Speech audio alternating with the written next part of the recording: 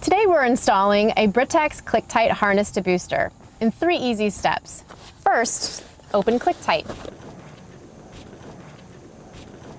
Second, thread your seatbelt through the belt path and buckle.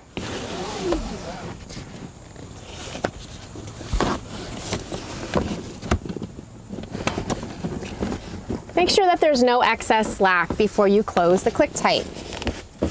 Last thing you want to remember is to connect your top tether.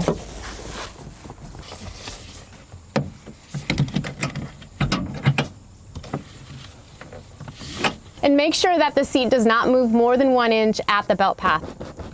And you're good to go. Be safe.